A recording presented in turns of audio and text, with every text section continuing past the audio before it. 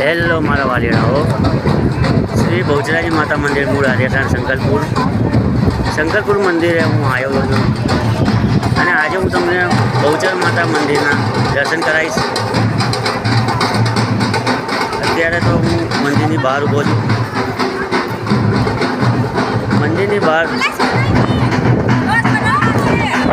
જોઈ શકો છો.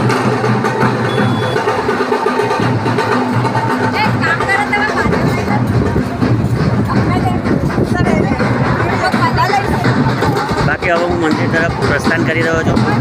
આ મારી બાજુ લોકો એમના આશીર્વાદ લે છે અને આશીર્વાદ પડે જ છે.